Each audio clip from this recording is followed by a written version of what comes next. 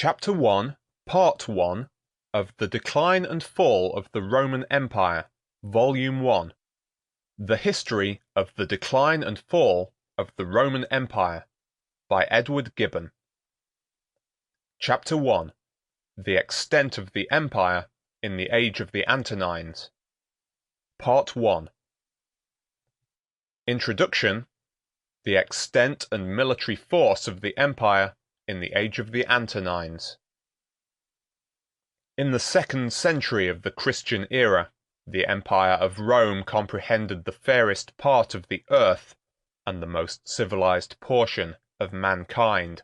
The frontiers of that extensive monarchy were guarded by ancient renown and disciplined valor. The gentle but powerful influence of laws and manners had gradually cemented the union of the provinces. Their peaceful inhabitants enjoyed and abused the advantages of wealth and luxury. The image of a free constitution was preserved with decent reverence. The Roman Senate appeared to possess the sovereign authority and devolved on the emperors all the executive powers of government. During a happy period of more than 80 years, the public administration was conducted by the virtue and abilities of Nerva, Trajan, Hadrian, and the 2 Antonines. It is the design of this, and of the 2 succeeding chapters, to describe the prosperous condition of their empire, and afterwards from the death of Marcus Antoninus to deduce the most important circumstances of its decline and fall, a revolution which will ever be remembered and is still felt by the nations of the earth. The principal conquests of the Romans were achieved under the Republic, and the emperors for the most part were satisfied with preserving those dominions which had been acquired by the policy of the Senate, the active emulations of the consuls, and the martial enthusiasm of the people. The 7 first centuries were filled with a rapid succession of triumphs, but it was reserved for Augustus to relinquish the ambitious design of subduing the whole earth, and to introduce a spirit of moderation into the public councils. Inclined to peace by his temper and situation, it was easy for him to discover that Rome, in her present exalted situation, had much less to hope than to fear from the chance of arms, and that in the prosecution of remote wars the undertaking became every day more difficult, the event more doubtful, and the possession more precarious and less beneficial. The experience of Augustus added weight to these salutary reflections, and eventually convinced him that by the prudent vigor of his counsels it would be easy to secure every concession which the safety or the dignity of Rome might require from the most formidable barbarians. Instead of exposing his person and his legions to the arrows of the Parthians, he obtained, by an honorable treaty, the restitution of the standards and prisoners which had been taken in the defeat of Crassus. His generals, in the early part of his reign, attempted the reduction of Ethiopia and Arabia Felix. They marched near 1,000 miles to the south of the tropic, but the heat of the climate soon repelled the invaders and protected the unwarlike natives of those sequestered regions. The northern countries of Europe scarcely deserved the expense and labor of conquest. The forests and morasses of Germany were filled with a hardy race of barbarians who despised life when it was separated from freedom, and though on the first attack they seemed to yield to the weight of the Roman power, they soon, by a signal act of despair, regained their independence, and reminded Augustus of the vicissitude of fortune. On the death of that emperor, his testament was publicly read in the Senate. He bequeathed, as a valuable legacy to his successors, the advice of confining the empire within those limits which nature seemed to have placed as its permanent bulwarks and boundaries: on the west, the Atlantic Ocean; the Rhine and Danube on the north; the Euphrates on the east; and towards the south, the sandy deserts of Arabia and Africa. Happily for the repose of mankind, the moderate system recommended by the wisdom of Augustus was adopted by the fears and vices of his immediate successors. Engaged in the pursuit of pleasure, or in the exercise of tyranny, the first Caesars seldom showed themselves to the armies or to the provinces, nor were they disposed to suffer that those triumphs which their indolence neglected should be usurped by the conduct and valor of their lieutenants. The military fame of a subject was considered as an insolent invasion of the imperial prerogative, and it became the duty, as well as interest, of every Roman general to guard the frontiers entrusted to his care, without aspiring to conquests which might have proved no less fatal to himself than to the vanquished barbarians. The only accession which the Roman Empire received during the first century of the Christian era was the province of Britain.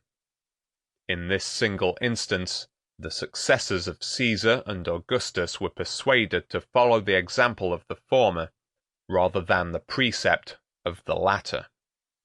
The proximity of its situation to the coast of Gaul seemed to invite their arms. The pleasing though doubtful intelligence of a pearl fishery attracted their avarice, and as Britain was viewed in the light of a distinct and insulated world, the conquest scarcely formed any exception to the general system of continental measures. After a war of about 40 years, undertaken by the most stupid, maintained by the most dissolute, and terminated by the most timid of all the emperors, the far greater part of the island submitted to the Roman yoke. The various tribes of Britain possessed valor without conduct, and the love of freedom without the spirit of union. They took up arms with savage fierceness. They laid them down, or turned them against each other, with wild inconsistency, and while they fought singly, they were successively subdued. Neither the fortitude of Caractacus, nor the despair of Boadicea, nor the fanaticism of the Druids, could avert the slavery of their country, or resist the steady progress of the imperial generals, who maintained the national glory when the throne was disgraced by the weakest or the most vicious of mankind. At the very time when Domitian, confined to his palace, felt the terrors which he inspired, his legions, under the command of the virtuous Agricola, defeated the collected force of the Caledonians at the foot of the Grampian hills; and his fleets, venturing to explore an unknown and dangerous navigation, displayed the Roman arms round every part of the island. The conquest of Britain was considered as already achieved, and it was the design of Agricola to complete and ensure his success by the easy reduction of Ireland, for which, in his opinion, 1 legion and a few auxiliaries were sufficient. The Western Isle might be improved into a valuable possession, and the Britons would wear their chains with the less reluctance if the prospect and example of freedom were on every side removed from before their eyes. But the superior merit of Agricola soon occasioned his removal from the government of Britain, and forever disappointed this rational, though extensive, scheme of conquest. Before his departure, the prudent general had provided for security as well as for dominion. He had observed that the island is almost divided into 2 unequal parts by the opposite gulfs, or, as they are now called, the firths of Scotland. Across the narrow interval of about 40 miles, he had drawn a line of military stations, which was afterwards fortified, in the reign of Antoninus Pius, by a turf rampart erected on foundations of stone. This wall of Antoninus, at a small distance beyond the modern cities of Edinburgh and Glasgow, was fixed as the limit of the Roman province. The native Caledonians preserved, in the northern extremity of the island, their wild independence, for which they were not less indebted to their poverty than to their valor. Their incursions were frequently repelled and chastised, but their country was never subdued. The masters of the fairest and most wealthy climates of the globe turned with contempt from gloomy hills assailed by the winter tempest, from lakes concealed in a blue mist, and from cold and lonely heaths, over which the deer of the forest were chased by a troop of naked barbarians. Such was the state of the Roman frontiers, and such the maxims of imperial policy, from the death of Augustus to the accession of Trajan. That virtuous and active prince had received the education of a soldier and possessed the talents of a general. The peaceful system of his predecessors was interrupted by scenes of war and conquest, and the legions, after a long interval, beheld a military emperor at their head. The first exploits of Trajan were against the Dacians, the most warlike of men, who dwelt beyond the Danube, and who, during the reign of Domitian, had insulted with impunity the majesty of Rome. To the strength and fierceness of barbarians they added a contempt for life, which was derived from a warm persuasion of the immortality and transmigration of the soul. Decebalus, the Dacian king, approved himself a rival not unworthy of Trajan, nor did he despair of his own and the public fortune till, by the confession of his enemies, he had exhausted every resource both of valor and policy. This memorable war, with a very short suspension of hostilities, lasted 5 years, and as the emperor could exert without control the whole force of the state, it was terminated by an absolute submission of the barbarians. The new province of Dacia, which formed a second exception to the precept of Augustus, was about 1,300 miles in circumference. Its natural boundaries were the Dniester, the Teyss or Tibiscus, the lower Danube, and the Euxine Sea. The vestiges of a military road may still be traced from the banks of the Danube to the neighborhood of Bender, a place famous in modern history, and the actual frontier of the Turkish and Russian empires.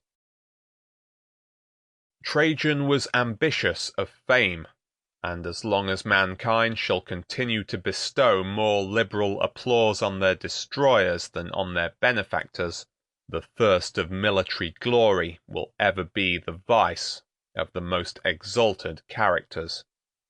The praises of Alexander, transmitted by a succession of poets and historians, had kindled a dangerous emulation in the mind of Trajan.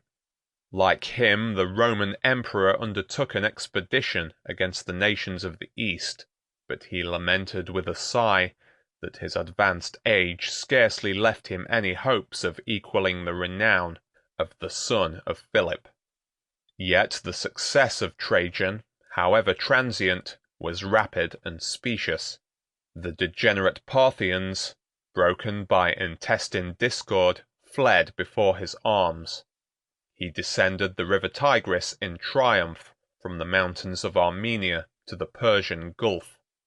He enjoyed the honor of being the first, as he was the last, of the Roman generals who ever navigated that remote sea. His fleets ravaged the coast of Arabia, and Trajan vainly flattered himself that he was approaching towards the confines of India. Every day the astonished Senate received the intelligence of new names and new nations that acknowledged his sway. They were informed that the kings of Bosphorus, Colchos, Iberia, Albania, Osroene, and even the Parthian monarch himself had accepted their diadems from the hands of the emperor, that the independent tribes of the Median and Carduchian hills had implored his protection, and that the rich countries of Armenia, Mesopotamia, and Assyria were reduced into the state of provinces. But the death of Trajan soon clouded the splendid prospect, and it was justly to be dreaded that so many distant nations would throw off the unaccustomed yoke when they were no longer restrained by the powerful hand which had imposed it. End of Chapter 1, Part 1. Chapter 1, Part 2 of The Decline and Fall of the Roman Empire, Volume 1. The History of the Decline and Fall of the Roman Empire, Volume 1, by Edward Gibbon. Chapter 1.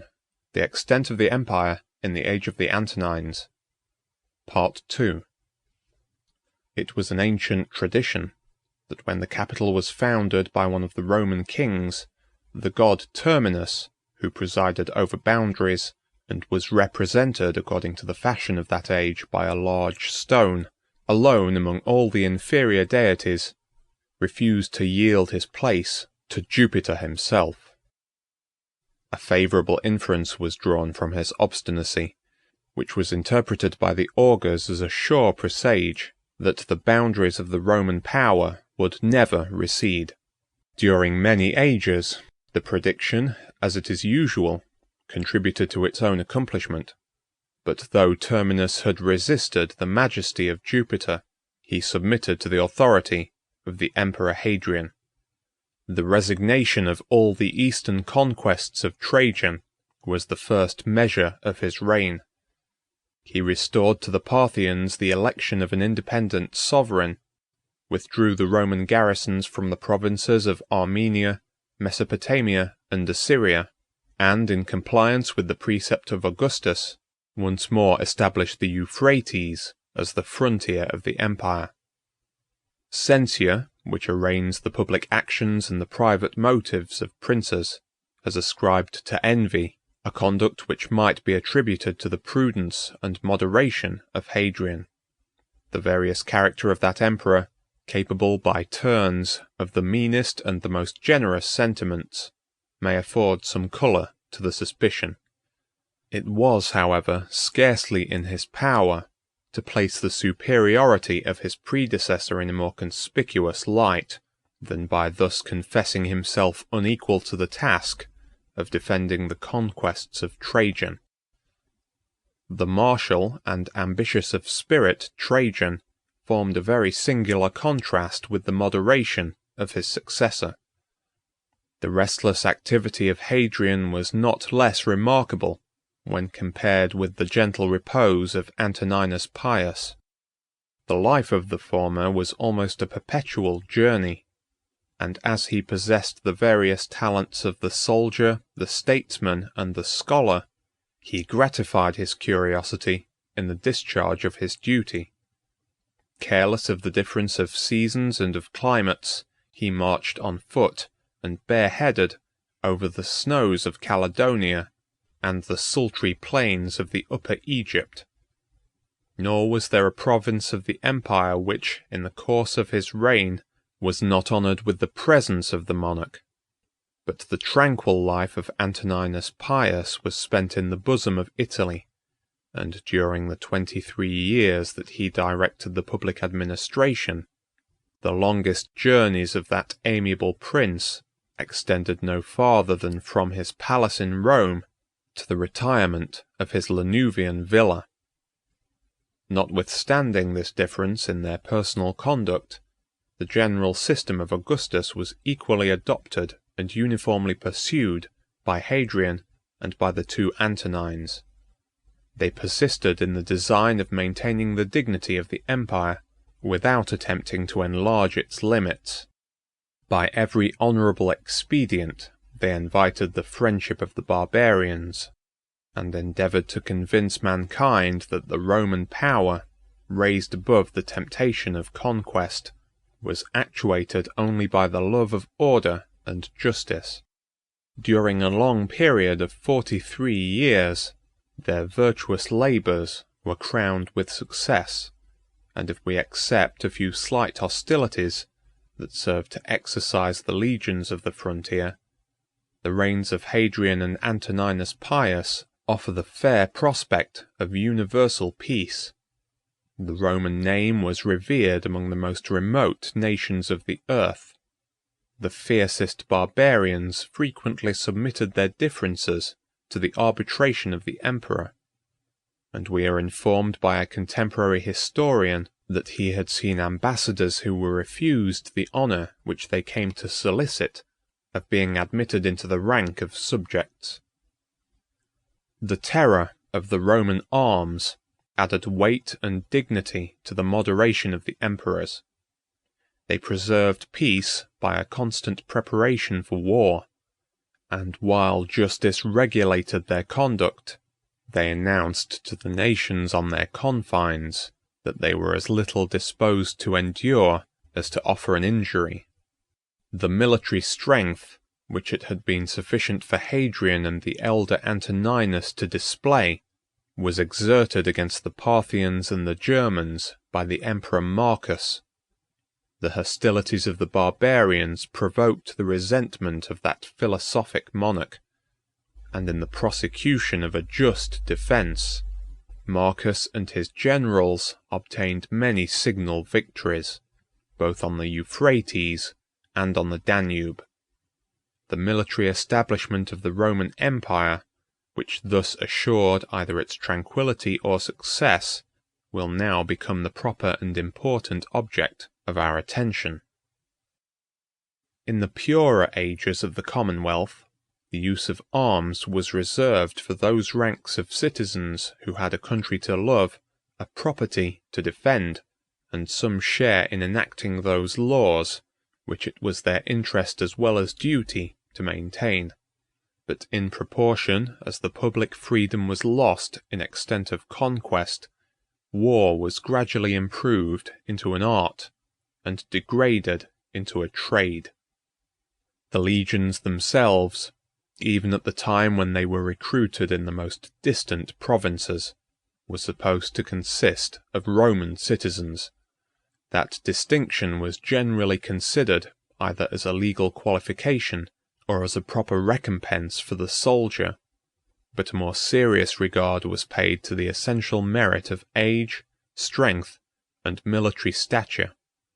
In all levies, a just preference was given to the climates of the north over those of the south.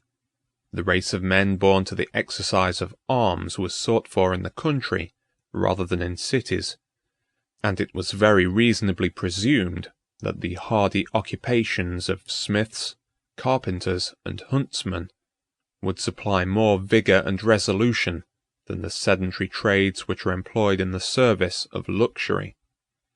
After every qualification of property had been laid aside, the armies of the Roman emperors were still commanded, for the most part, by officers of liberal birth and education, but the common soldiers, like the mercenary troops of modern Europe, were drawn from the meanest and very frequently from the most profligate of mankind. That public virtue, which among the ancients was denominated patriotism, is derived from a strong sense of our own interest in the preservation and prosperity of the free government of which we are members. Such a sentiment, which had rendered the legions of the Republic almost invincible, could make but a very feeble impression on the mercenary servants of a despotic prince, and it became necessary to supply that defect by other motives, of a different but not less forcible nature, honor and religion.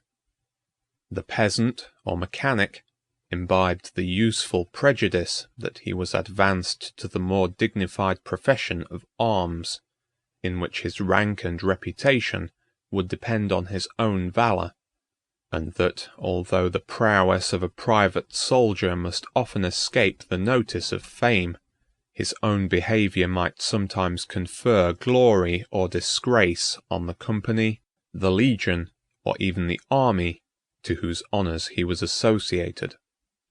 On his first entrance into the service, an oath was administered to him with every circumstance of solemnity. He promised never to desert his standard, to submit his own will to the commands of his leaders, and to sacrifice his life for the safety of the emperor and the empire. The attachment of the Roman troops to their standards was inspired by the united influence of religion and of honor. The golden eagle, which glittered in the front of the legion, was the object of their fondest devotion. Nor was it esteemed less impious than it was ignominious to abandon that sacred ensign in the hour of danger. These motives, which derived their strength from the imagination, were enforced by fears and hopes of a more substantial kind. Regular pay, occasional donatives, and a stated recompense after the appointed time of service alleviated the hardships of the military life, whilst, on the other hand, it was impossible for cowardice or disobedience to escape the severest punishment. The centurions were authorized to chastise with blows, the generals had a right to punish with death, and it was an inflexible maxim of Roman discipline that a good soldier should dread his officers far more than the enemy. From such laudable arts did the valor of the imperial troops receive a degree of firmness and docility unattainable by the impetuous and irregular passions of barbarians. And yet, so sensible were the Romans of the imperfection of valor without skill and practice, that in their language the name of an army was borrowed from the word which signified exercise.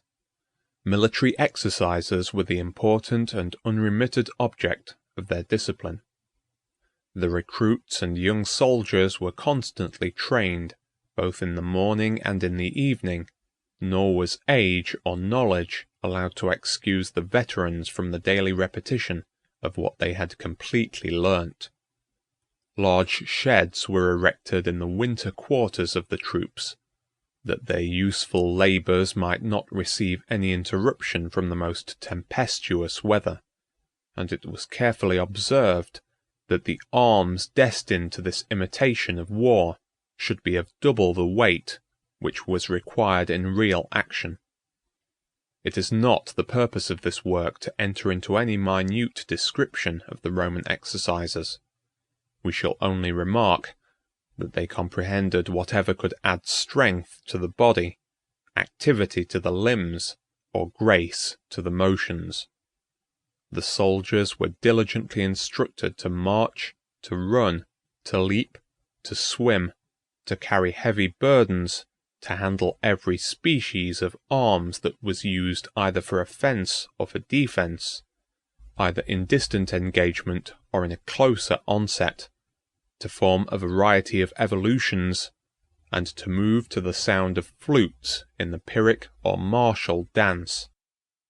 In the midst of peace, the Roman troops familiarized themselves with the practice of war, and it is prettily remarked by an ancient historian who had fought against them, that the effusion of blood was the only circumstance which distinguished a field of battle from a field of exercise.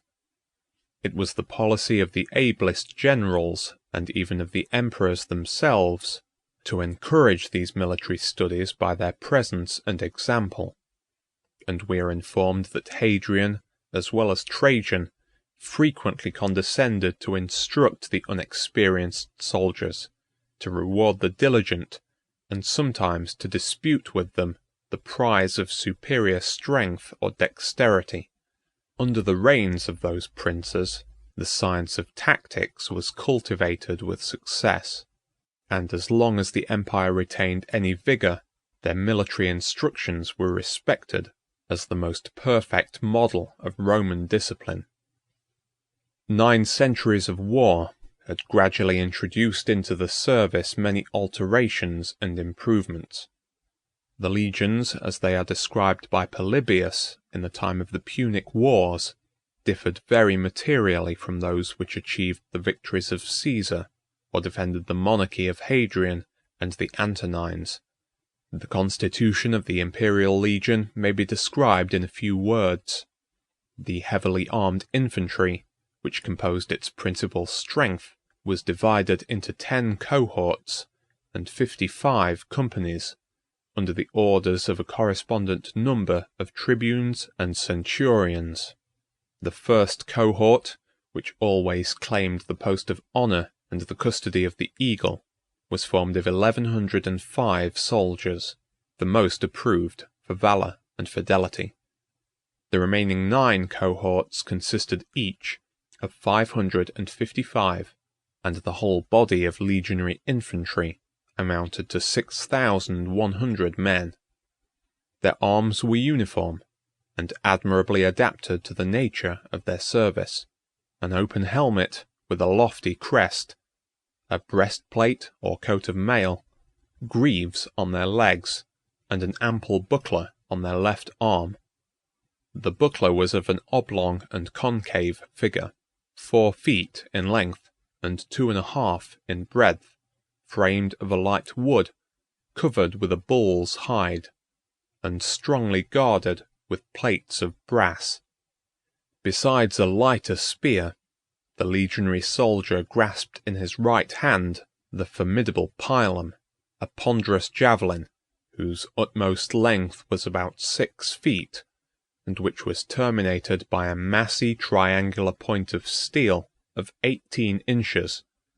This instrument was indeed much inferior to our modern firearms, since it was exhausted by a single discharge at the distance of only 10 or 12 paces.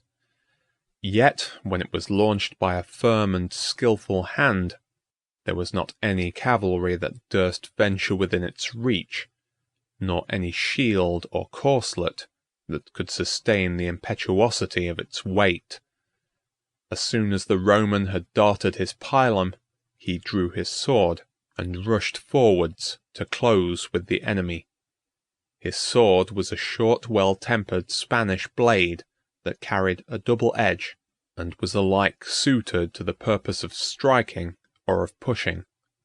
But the soldier was always instructed to prefer the latter use of his weapon, as his own body remained less exposed, while he inflicted a more dangerous wound on his adversary. The legion was usually drawn up 8 deep, and the regular distance of 3 feet was left between the files as well as ranks. A body of troops, habituated to preserve this open order in a long front and a rapid charge, found themselves prepared to execute every disposition which the circumstances of war or the skill of their leader might suggest. The soldier possessed a free space for his arms and motions, and sufficient intervals were allowed, through which seasonable reinforcements might be introduced, to the relief of the exhausted combatants. The tactics of the Greeks and Macedonians were formed on very different principles. The strength of the phalanx depended on 16 ranks of long pikes, wedged together in the closest array, but it was soon discovered by reflection, as well as by the event, that the strength of the phalanx was unable to contend with the activity of the legion. The cavalry, without which the force of the legion would have remained imperfect, was divided into 10 troops or squadrons. The first, as the companion of the first cohort, consisted of 132 men, whilst each of the other 9 amounted only to 66. The entire establishment formed a regiment, if we may use the modern expression, of 726 horse, naturally connected with its respective legion, but occasionally separated to act in the line, and to compose a part of the wings of the army.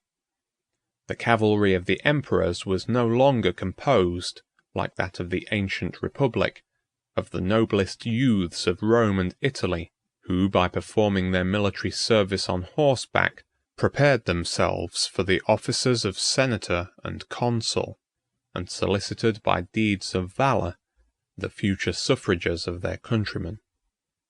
Since the alteration of manners and government, the most wealthy of the equestrian order were engaged in the administration of justice and of the revenue, and whenever they embraced the profession of arms, they were immediately entrusted with a troop of horse or a cohort of foot. Trajan and Hadrian formed their cavalry from the same provinces, and the same class of their subjects, which recruited the ranks of the legion. The horses were bred for the most part in Spain or Cappadocia. The Roman troopers despised the complete armor with which the cavalry of the East was encumbered.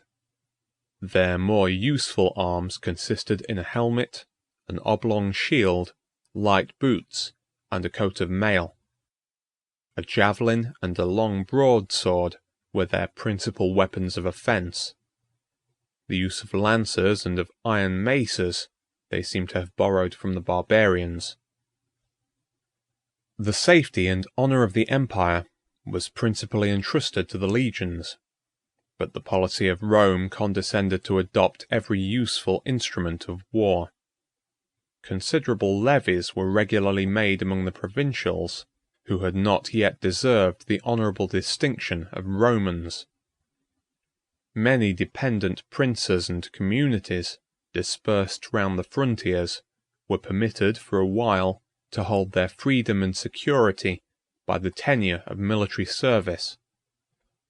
Even select troops of hostile barbarians were frequently compelled or persuaded to consume their dangerous valor in remote climates, and for the benefit of the state. All these were included under the general name of auxiliaries, and howsoever they might vary according to the difference of times and circumstances, their numbers were seldom much inferior to those of the legions themselves.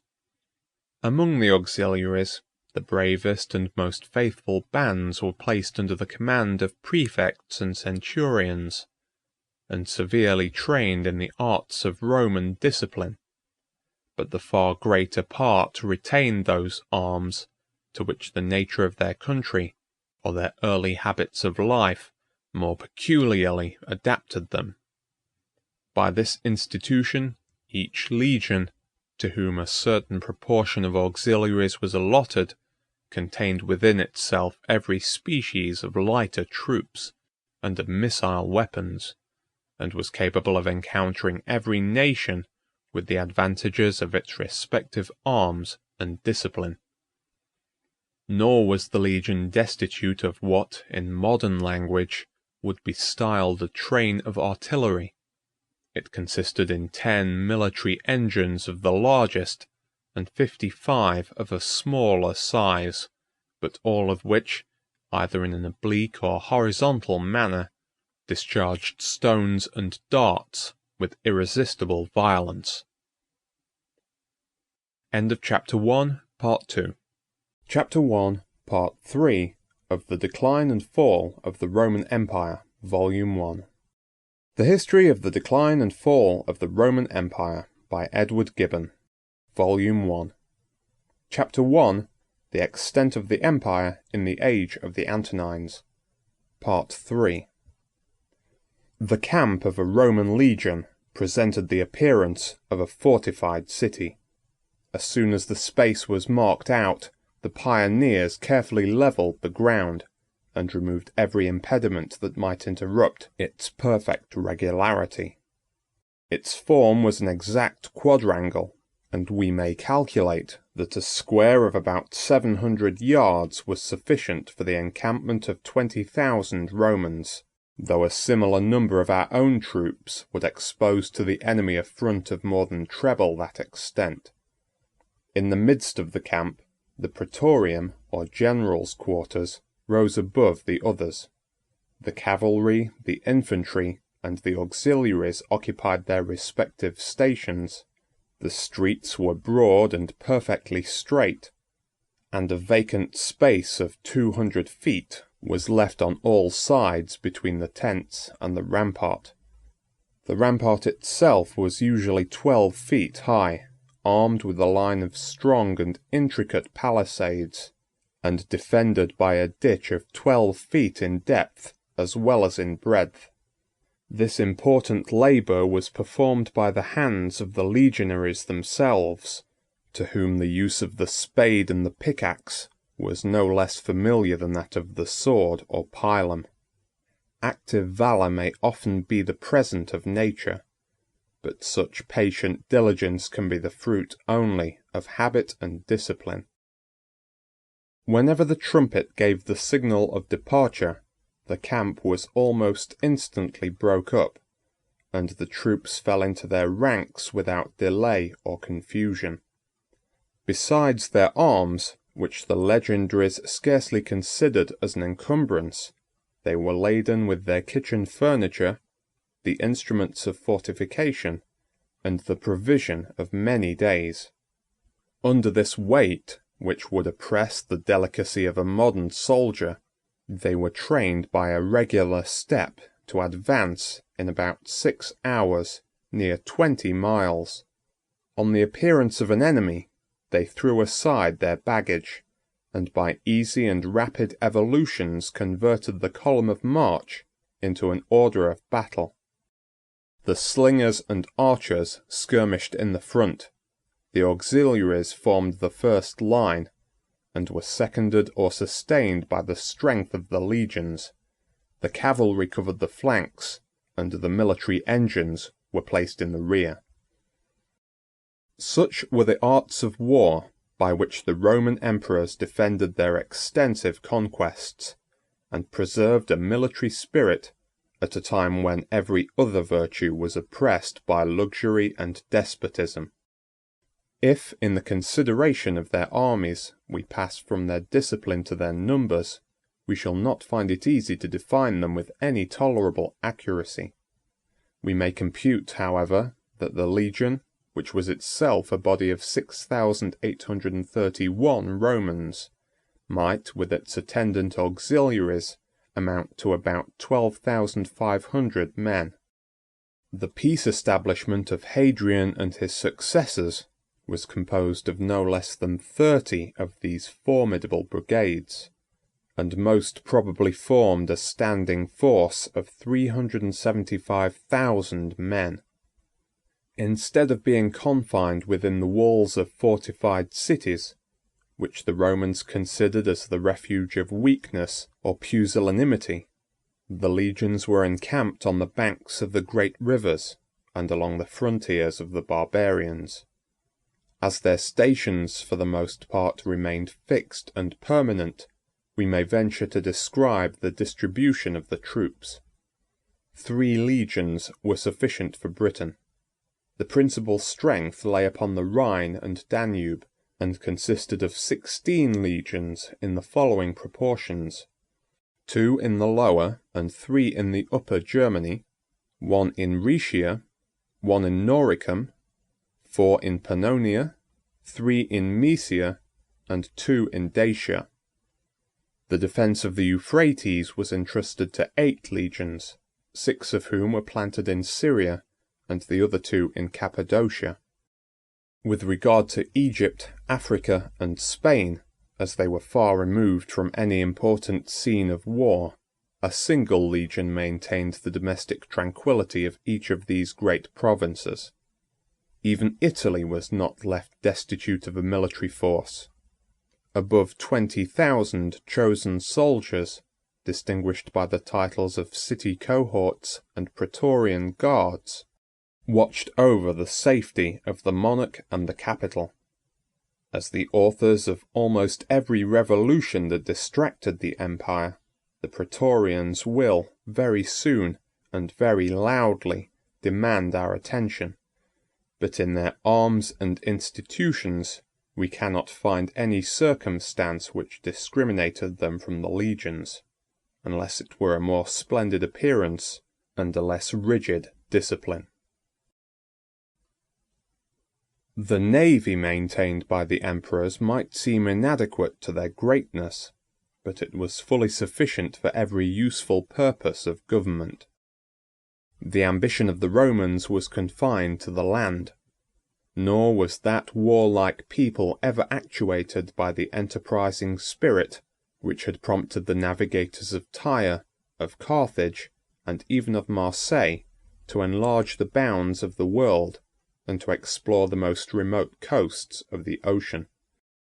To the Romans, the ocean remained an object of terror rather than of curiosity. The whole extent of the Mediterranean, after the destruction of Carthage and the extirpation of the pirates, was included within their provinces. The policy of the emperors was directed only to preserve the peaceful dominion of that sea, and to protect the commerce of their subjects. With these moderate views, Augustus stationed 2 permanent fleets in the most convenient ports of Italy, the one at Ravenna on the Adriatic, the other at Misenum in the Bay of Naples. Experience seems at length to have convinced the ancients that as soon as their galleys exceeded 2, or at the most 3 ranks of oars, they were suited rather for vain pomp than for real service.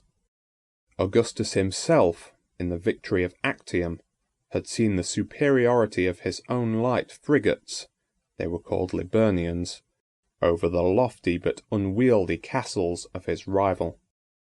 Of these Liburnians he composed the 2 fleets of Ravenna and Misenum, destined to command, the one the eastern and the other the western division of the Mediterranean, and to each of the squadrons he attached a body of several thousand marines. Besides these 2 ports, which may be considered as the principal seats of the Roman navy, a very considerable force was stationed at Frejus, on the coast of Provence, and the Euxine was guarded by 40 ships and 3,000 soldiers. To all these we add the fleet which preserved the communication between Gaul and Britain, and a great number of vessels constantly maintained on the Rhine and Danube to harass the country, or to intercept the passage of the barbarians. If we review this general state of the imperial forces, of the cavalry as well as infantry, of the legions, the auxiliaries, the guards, and the navy, the most liberal computation will not allow us to fix the entire establishment by sea and by land at more than 450,000 men, a military power which, however formidable it may seem, was equalled by a monarch of the last century, whose kingdom was confined within a single province of the Roman Empire. We have attempted to explain the spirit which moderated and the strength which supported the power of Hadrian and the Antonines. We shall now endeavour, with clearness and precision, to describe the provinces once united under their sway, but at present divided into so many independent and hostile states. Spain, the western extremity of the empire, of Europe, and of the ancient world, has in every age invariably preserved the same natural limits, the Pyrenean mountains, the Mediterranean, and the Atlantic Ocean. That great peninsula, at present so unequally divided between 2 sovereigns, was distributed by Augustus into 3 provinces, Lusitania, Baetica, and Tarraconensis.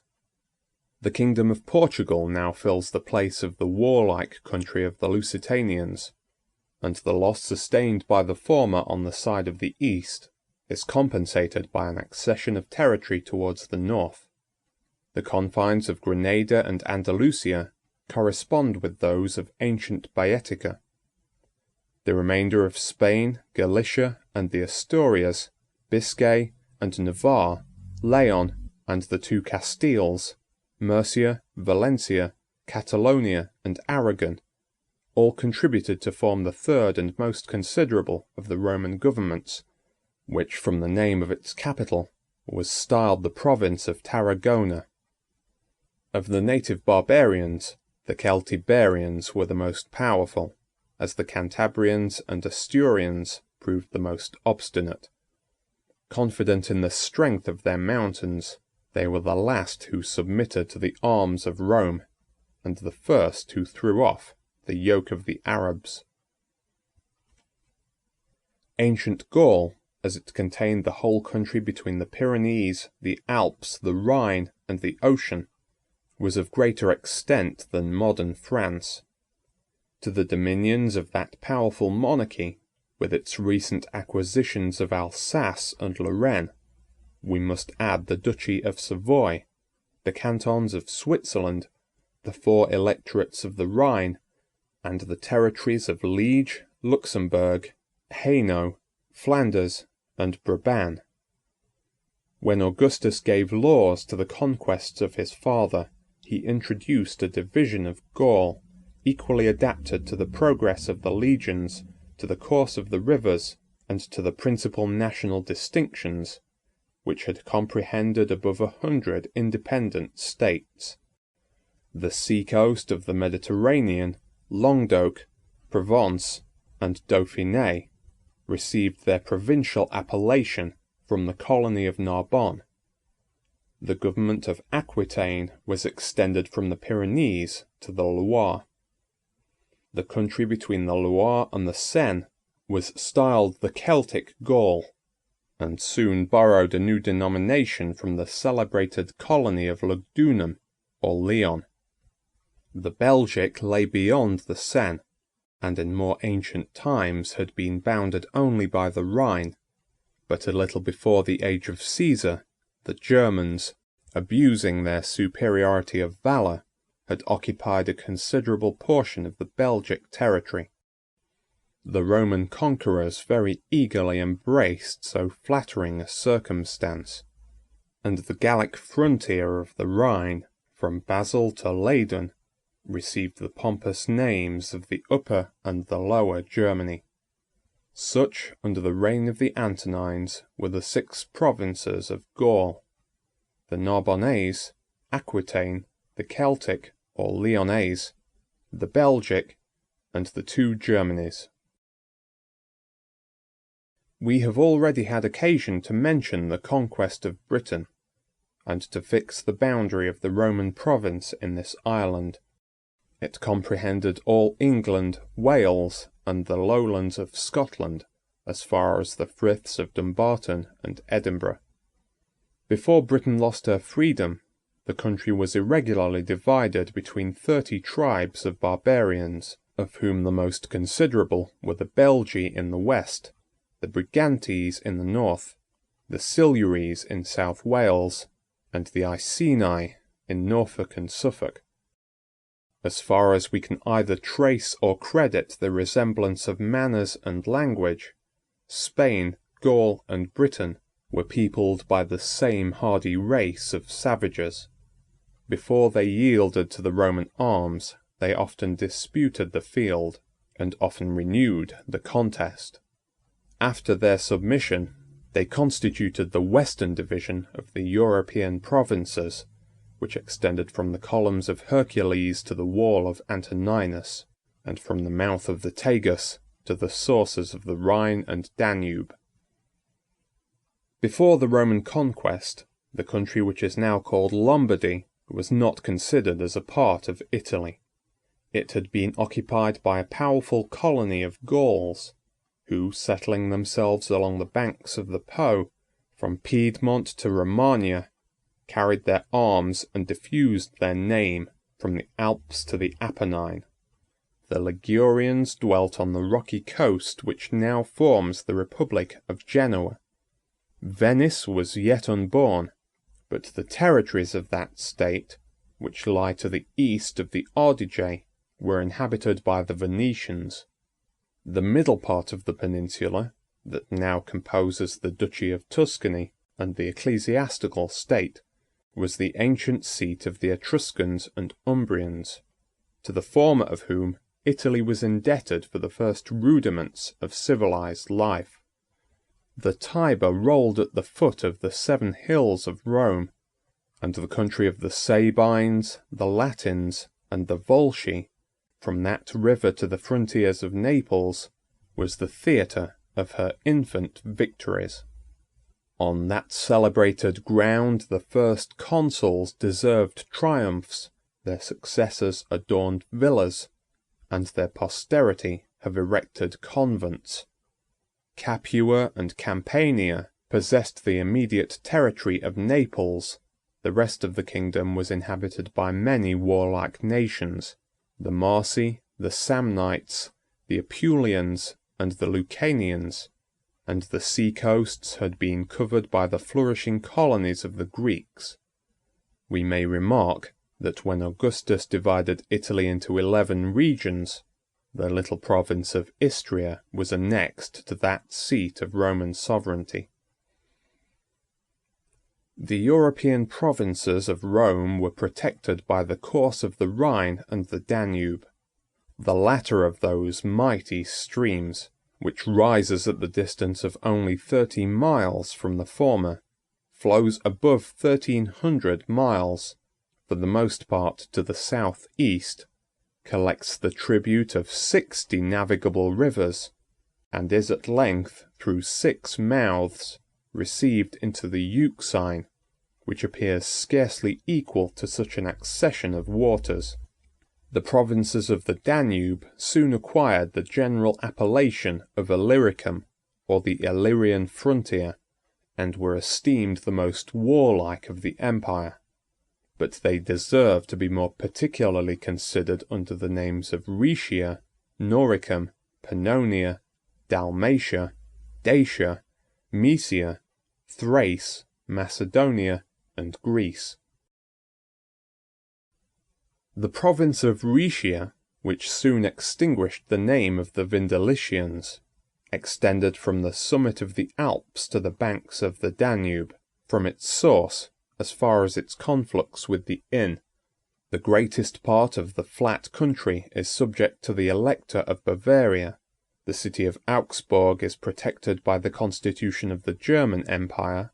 The Grisons are safe in their mountains, and the country of Tyrol is ranked among the numerous provinces of the House of Austria.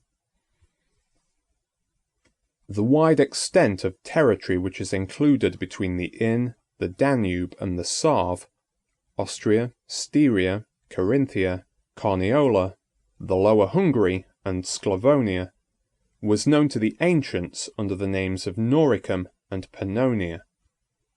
In their original state of independence, their fierce inhabitants were intimately connected. Under the Roman government they were frequently united, and they still remain the patrimony of a single family. They now contain the residence of a German prince, who styles himself Emperor of the Romans, and form the centre, as well as strength, of the Austrian power. It may not be improper to observe that if we except Bohemia, Moravia, the northern skirts of Austria, and a part of Hungary between the Teyss and the Danube, all the other dominions of the House of Austria were comprised within the limits of the Roman Empire. Dalmatia, to which the name of Illyricum more properly belonged, was a long but narrow tract between the Save and the Adriatic. The best part of the sea-coast, which still retains its ancient appellation, is a province of the Venetian state, and the seat of the little republic of Ragusa. The inland parts have assumed the Sclavonian names of Croatia and Bosnia. The former obeys an Austrian governor, the latter a Turkish pasha, but the whole country is still infested by tribes of barbarians, whose savage independence irregularly marks the doubtful limit of the Christian and Mahometan power. After the Danube had received the waters of the Teyss and the Save, it acquired, at least among the Greeks, the name of Ister. It formerly divided Mysia and Dacia, the latter of which, as we have already seen, was a conquest of Trajan, and the only province beyond the river. If we inquire into the present state of those countries, we shall find that, on the left hand of the Danube, Temesvar and Transylvania have been annexed, after many revolutions, to the crown of Hungary, whilst the principalities of Moldavia and Wallachia acknowledge the supremacy of the Ottoman Porte. On the right hand of the Danube, Mysia, which during the Middle Ages was broken into the barbarian kingdoms of Servia and Bulgaria, is again united in Turkish slavery. The appellation of Rumelia, which is still bestowed by the Turks on the extensive countries of Thrace, Macedonia, and Greece, preserves the memory of their ancient state under the Roman Empire. In the time of the Antonines, the martial regions of Thrace, from the mountains of Hemus and Rhodope to the Bosphorus and the Hellespont, had assumed the form of a province. Notwithstanding the change of masters and of religion, the new city of Rome, founded by Constantine on the banks of the Bosphorus, has ever since remained the capital of a great monarchy. The kingdom of Macedonia, which under the reign of Alexander gave laws to Asia, derived more solid advantages from the policy of the two Philips, and with its dependencies of Epirus and Thessaly, extended from the Aegean to the Ionian Sea. When we reflect on the fame of Thebes and Argos, of Sparta and Athens, we can scarcely persuade ourselves that so many immortal republics of ancient Greece were lost in a single province of the Roman Empire, which, from the superior influence of the Achaean League, was usually denominated the province of Achaia. Such was the state of Europe under the Roman emperors. The provinces of Asia, without excepting the transient conquests of Trajan, are all comprehended within the limits of the Turkish power. But instead of following the arbitrary divisions of despotism and ignorance, it will be safer for us, as well as more agreeable, to observe the indelible characters of nature. The name of Asia Minor is attributed with some propriety to the peninsula, which, confined betwixt the Euxine and the Mediterranean, advances from the Euphrates towards Europe. The most extensive and flourishing district, westward of Mount Taurus and the river Halys, was dignified by the Romans with the exclusive title of Asia.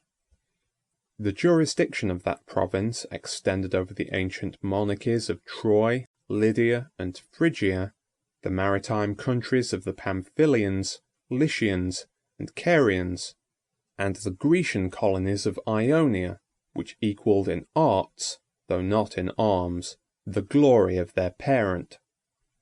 The kingdoms of Bithynia and Pontus possessed the northern side of the peninsula, from Constantinople to Trebizond. On the opposite side, the province of Cilicia was terminated by the mountains of Syria. The inland country, separated from the Roman Asia by the river Halys, and from Armenia by the Euphrates, had once formed the independent kingdom of Cappadocia. In this place we may observe that the northern shores of the Euxine, beyond Trebizond in Asia and beyond the Danube in Europe, acknowledged the sovereignty of the emperors, and received at their hands either tributary princes or Roman garrisons. Budzak, Crim Tartary, Circassia, and Mingrelia are the modern appellations of those savage countries. Under the successors of Alexander, Syria was the seat of the Seleucidae, who reigned over Upper Asia till the successful revolt of the Parthians confined their dominions between the Euphrates and the Mediterranean. When Syria became subject to the Romans, it formed the eastern frontier of their empire, nor did that province, in its utmost latitude, know any other bounds than the mountains of Cappadocia to the north, and towards the south, the confines of Egypt and the Red Sea. Phoenicia and Palestine were sometimes annexed to, and sometimes separated from, the jurisdiction of Syria. The former of these was a narrow and rocky coast, the latter was a territory scarcely superior to Wales, either in fertility or extent. Yet Phoenicia and Palestine will forever live in the memory of mankind, since America, as well as Europe, has received letters from the one, and religion from the other. A sandy desert, alike destitute of wood and water, skirts along the doubtful confine of Syria, from the Euphrates to the Red Sea. The wandering life of the Arabs was inseparably connected with their independence, and wherever, on some spots less barren than the rest, they ventured to for many settled habitations, they soon became subjects to the Roman Empire. The geographers of antiquity have frequently hesitated to what portion of the globe they should ascribe Egypt. By its situation, that celebrated kingdom is included within the immense peninsula of Africa, but it is accessible only on the side of Asia, whose revolutions, in almost every period of history, Egypt has humbly obeyed. A Roman prefect was seated on the splendid throne of the Ptolemies, and the iron scepter of the Mamelukes is now in the hands of a Turkish pasha. The Nile flows down the country, above 500 miles from the Tropic of Cancer to the Mediterranean, and marks on either side of the extent of fertility by the measure of its inundations. Cyrene, situated towards the west and along the sea coast, was first a Greek colony, afterwards a province of Egypt, and is now lost in the desert of Barca. From Cyrene to the ocean, the coast of Africa extends above 1,500 miles, yet so closely is it pressed between the Mediterranean and the Sahara, or sandy desert, that its breadth seldom exceeds 80 or 100 miles. The eastern division was considered by the Romans as the more peculiar and proper province of Africa.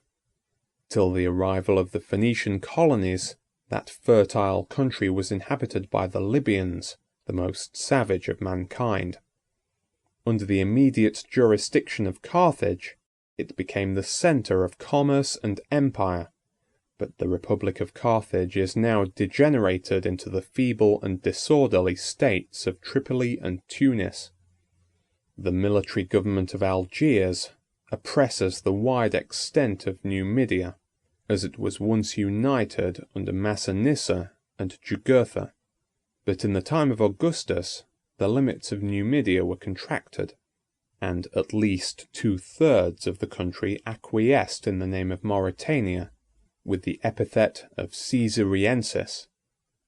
The genuine Mauritania, or country of the Moors, which from the ancient city of Tingi, or Tangier, was distinguished by the appellation of Tingitana, is represented by the modern kingdom of Fez. Sal, on the ocean, so infamous at present for its piratical depredations, was noticed by the Romans as the extreme object of their power, and almost of their geography. The city of their foundation may still be discovered near Meknes, the residence of the barbarian whom we condescend to style the Emperor of Morocco. But it does not appear that his more southern dominions, Morocco itself, and Sigilmessa, were ever comprehended within the Roman province. The western parts of Africa are intersected by the branches of Mount Atlas, a name so idly celebrated by the fancy of poets, but which is now diffused over the immense ocean that rolls between the ancient and the new continent. Having now finished the circuit of the Roman Empire, we may observe that Africa is divided from Spain by a narrow strait of about 12 miles, through which the Atlantic flows into the Mediterranean. The columns of Hercules, so famous among the ancients, were two mountains which seem to have been torn asunder by some convulsion of the elements, and at the foot of the European mountain, the fortress of Gibraltar is now seated. The whole extent of the Mediterranean Sea, its coasts and its islands, were comprised within the Roman dominion. Of the larger islands, the two Baleares, which derived their name of Majorca and Minorca from their respective size, are subject at present, the former to Spain, the latter to Great Britain. It is easier to deplore the fate than to describe the actual condition of Corsica. Two Italian sovereigns assume a regal title from Sardinia and Sicily.